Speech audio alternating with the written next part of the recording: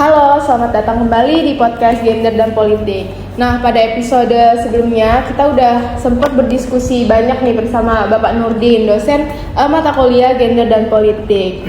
Nah, dalam diskusi tersebut kita sempat ngebahas gimana sistem proporsional secara global cenderung memberikan peluang yang lebih besar bagi perempuan untuk masuk ke parlemen dibandingkan sistem mayoritas. Namun, di akhir diskusi muncul satu pertanyaan yang cukup menarik.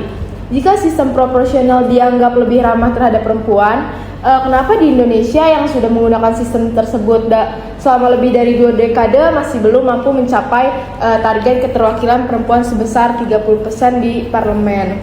Oke Pak, masuk ke pertanyaan pertama nih Pak.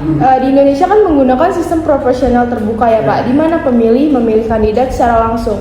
Nah, tapi dalam praktiknya kita tahu gimana sistem ini tuh mempengaruhi peluang kandidat perempuan untuk terpilih dibandingkan jika Indonesia menggunakan sistem proporsional tertutup, Pak. Oke, baik. Terima kasih ya. Jadi gini, kita memang harus melihat sejarah Indonesia menerapkan sistem proporsional. Dulu di era Orde Lama, Indonesia itu tahun 1955 itu menggunakan sistem proporsional. Tapi dengan cara masyarakat itu atau pemilih hanya mencoblos partai politik. Nah, itu sistem pemilu proporsional tertutup. Artinya partai politiklah yang menguasai kursi. Berapapun partai politik dipilih atau dicoblos oleh para pemilih, itulah hak partai politik. Nah, dalam sistem proporsional, partai politik berhak untuk mendistribusikan jumlah kursi yang didapat. Biasanya di era Orde Lama dan Orde Baru itu kalau partai politik memiliki atau berhak untuk kursi tertentu di parlemen setelah pemilu, maka yang paling berkuasa untuk mendistribusikan ketua partai. Ya, ketua partai. Jadi ketua partai lah ya nanti yang membuat list. Biasanya itu list itu dari kader-kader senior. Ya, karena senior misalnya pengurus partai politik di daerah, pengurus partai politik di pusat. Nah, biasanya begitu. Di era Soekarno dan era Soeharto, bila partai politik setelah pemilu mendapatkan kursi, maka kursi itu pertama-tama jatuh kepada pengurus partai. Apakah dia sekretaris, bendahara, ketua bidang, ya, ketua kampanye, mereka dulu dapat. Ya. Nah, setelah itu baru dikasih ke kader-kader yang dekat dengan penguasa politik. Ya, misalnya dekat dengan gubernur, ya, dekat dengan wali kota. Nah, itu dulu sistem proporsional tertutup. Jadi partai politik paling berkuasa mendistribusikan siapa-siapa saja yang berhak untuk terpilih. Nah, sekarang eranya berbeda. Ya, era di mana partai politik itu tidak lagi dominan. Ya, kenapa dibilang partai politik itu dominan? Karena sesuai dengan keputusan MK, ya, partai kader, ya, berhak untuk ditampilkan dalam kertas, ya, selain partai politik. Sehingga dikenal namanya sistem proporsional terbuka. Terbukanya apa? Misalnya dalam satu dapil nih, ya. Kalau dulu kan zaman Orde Lama kan Orde Baru nggak ada wajah-wajah gitu ya, hanya nama. Nah, sekarang foto dan nama ditampilkan. Jadi mereka berharap dengan semakin mereka dikenal di masyarakat oleh pemilih, mereka kemungkinan untuk menang itu cukup besar. Itulah dalam sistem proporsional terbuka. Baik, lanjut nih Pak. Kalau kita melihat pemilu tahun 2024 kemarin, jumlah calon legislatif legislatif perempuan ya yang maju merupakan yang tertinggi dalam sejarah kita.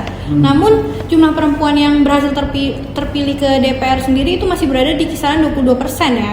Jadi menurut Bapak nih, mengapa peningkatan jumlah kandidat perempuan ini belum berbanding lurus gitu dengan peningkatan jumlah perempuan yang terpilih? Apakah karena masih adanya kesenjangan antar pencalonan dan keterpilihan gitu? Memang untuk kasus Indonesia unik ya. Di satu sisi kita mendukung keturunan perempuan 30% untuk dicalonkan. Tapi di sisi lain ada anomali politik. Apa anomalinya? Perempuan itu tidak mendapatkan dukungan full dari partai politik. Jadi perempuan itu dilepas, jadi seperti melepas apa saja, seperti melepas ikan gitu ya, atau melepas hewan lah.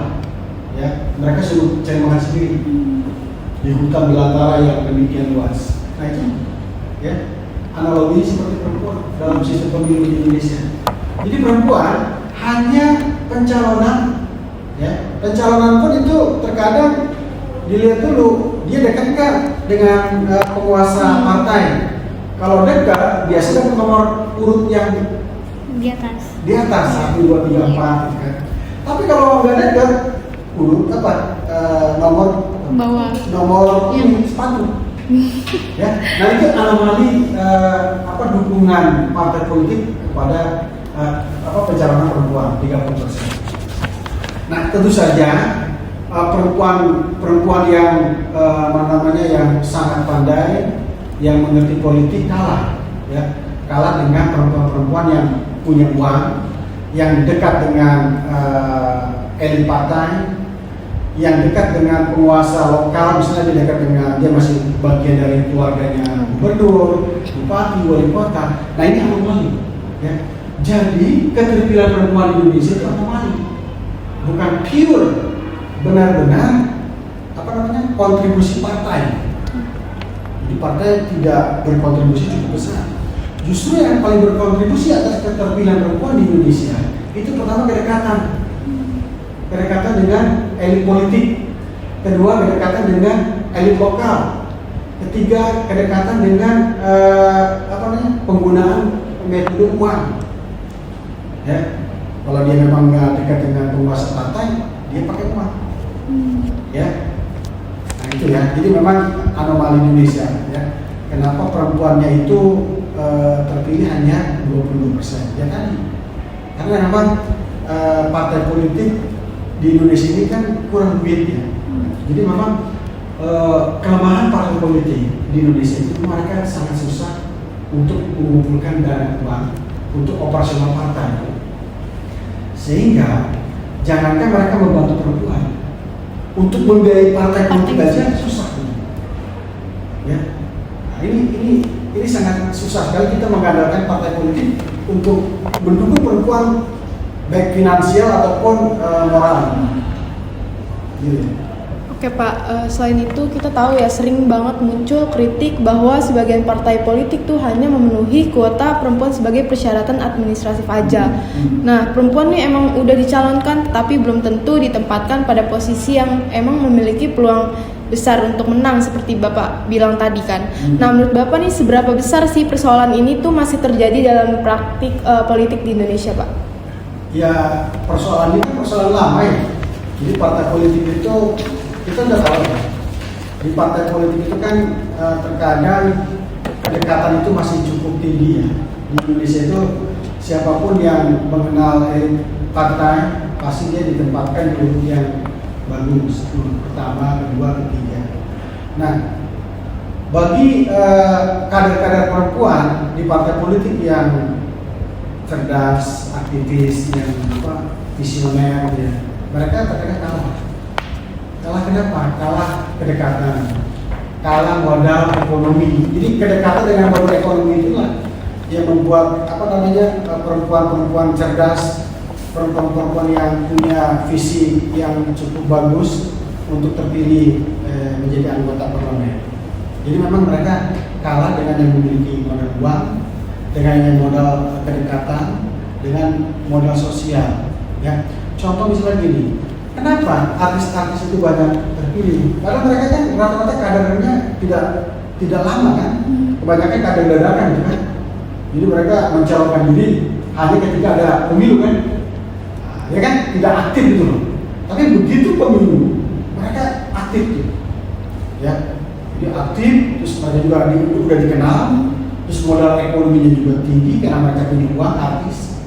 sehingga artis-artis perempuan itu lebih banyak kesempatan untuk terpilih dibandingkan para aktivis perempuan ya, yang punya pendidikan politik, yang punya keterampilan politik, itu justru tidak terpilih. Kenapa? Karena mereka tidak punya modal sosial dan modal ekonomi yang bagus untuk terpilih di masyarakat Indonesia yang permisif terhadap politik uang. Baik Pak. Jadi kita bahas tadi salah satu hambatan yang sering gitu ada dalam pemilu kita itu adalah tingginya biaya politik atau modal ekonomi gitu sendiri ya. Dalam situasi kompetisi yang semakin mahal ini, apakah faktor ekonomi ini menjadi penghalang utama nih Pak yang lebih berat bagi kandidat perempuan dibandingkan kandidat laki-laki?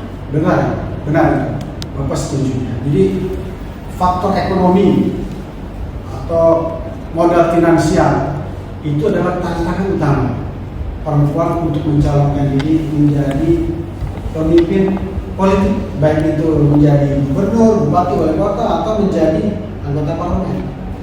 Nah, di sistem proporsional ini memang memerlukan uang yang cukup tinggi, modal uang atau modal ekonomi untuk dia dikenal di masyarakat itu sangat tinggi.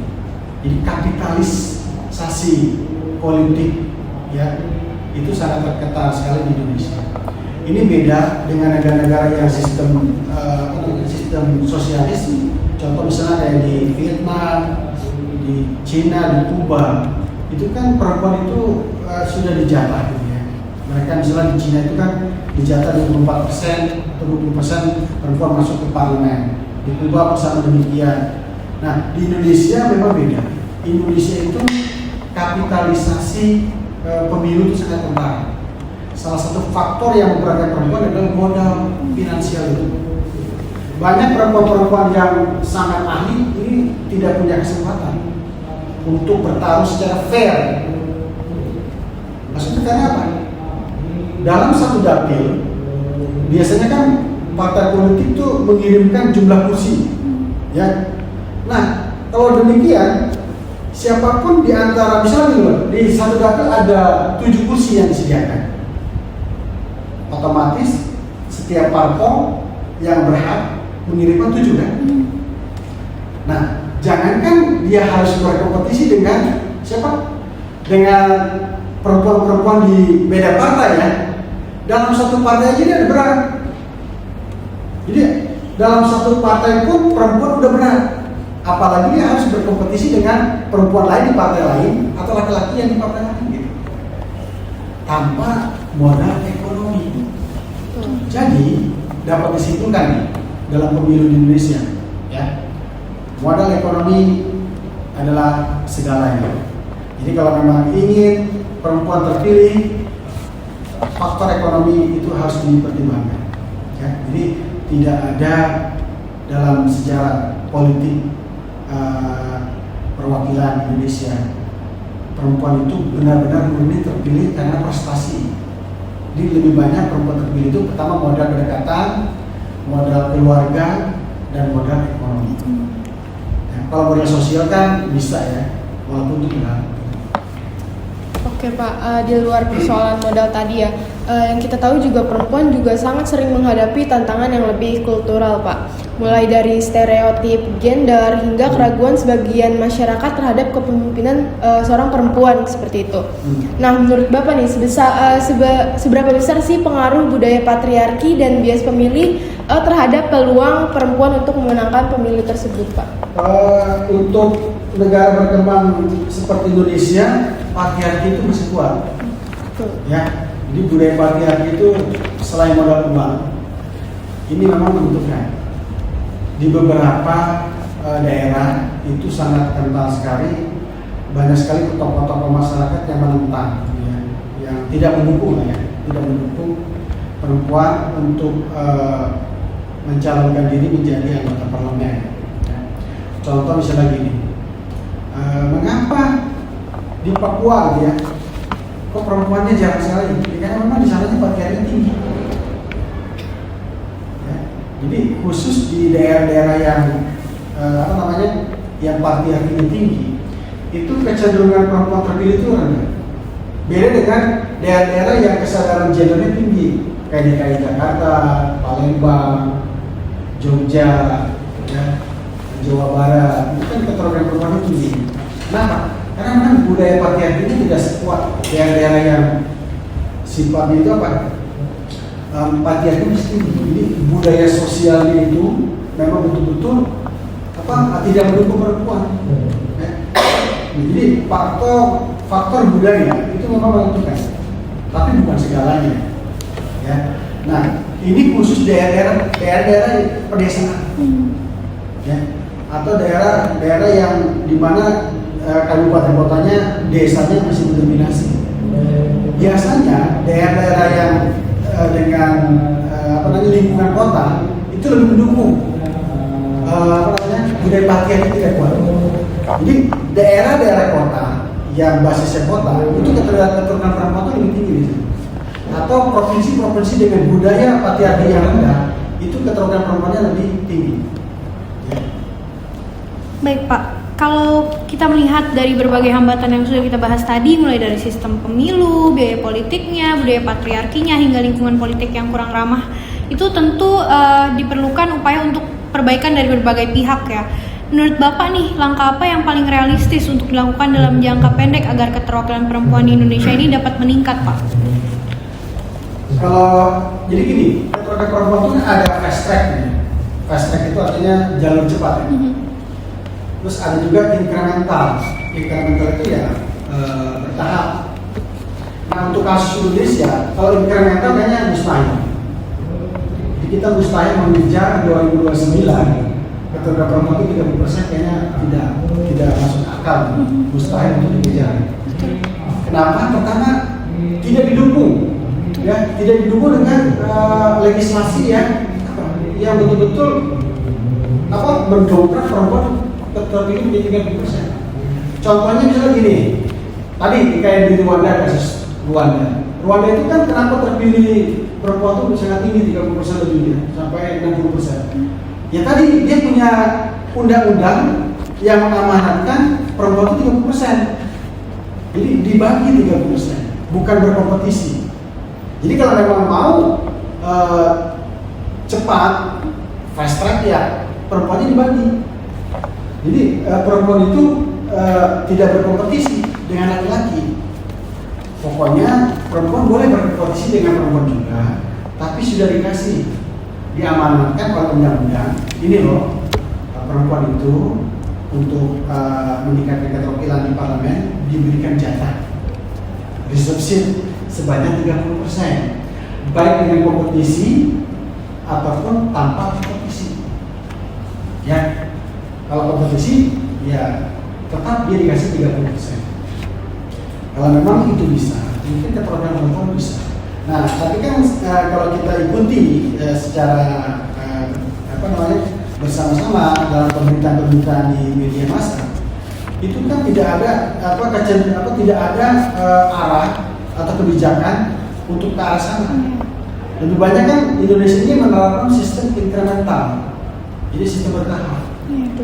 Nah, kalau mengandalkan sistem incremental, apalagi dengan jalur pencalonan 30% untuk sampai ke 30% atau ke 35% keterwakilan perempuan di parlemen, ini rasa-rasa Bapak logikanya tidak masuk. Ya, ini tidak mungkin terjadi. Gitu ya. Oke Pak, sebagai penutup kita nih Pak, jika Bapak diberi kesempatan untuk mengubah satu kebijakan atau satu aturan yang paling strategis lah guna meningkatkan keterwakilan perempuan di Indonesia, apa sih yang akan Bapak prioritaskan dan kenapa? Gini, jadi ada teori bahwa partai politik itu adalah penjaga, ya, goalkeeper, penjaga gawang bagi keterwakilan perempuan. Jadi kalau Bapak punya kekuasaan, Bapak akan mewajibkan partai politik untuk berbagi kursi dengan laki-laki. Kalau seandainya partai politik misalnya Golkar atau Gerindra dapat jatah 10, bagilah perempuan 5, laki-laki 5. Ya. Itu dimasukkan dalam ADART partai politik. Ya, kalau Bapak tidak berkuasa politik, ya, tapi kan Bapak belum masuk politik. Nah, Mungkin jalan satu-satunya itu ada semacam afirmasi action dari partai politik. Jadi kesadaran gender partai politik ya untuk membagi rata tuh jumlah kursi yang diperoleh. Kalau itu bisa, insya Allah keturunan perempuan itu bisa tercapai 30% kan lebih. Ya. Oke Pak, teman-teman menarik banget ya diskusi kita pada hari ini. Jadi dari diskusi tersebut kita bisa melihat nih bahwa persoalan keterwakilan perempuan di Indonesia itu ternyata jauh lebih kompleks daripada sekedar memenuhi kuota 30% calon legislatif perempuan. Nah, karena kita udah sampai di penghujung podcast kita, kami ucapkan terima kasih banyak kepada Bapak Nurdin atas waktu dan ilmu yang telah diberikan. Terima kasih sudah sharing kepada kami semua. Dan terima kasih juga kepada teman-teman yang telah menyaksikan podcast ini. Sampai jumpa di kesempatan berikutnya.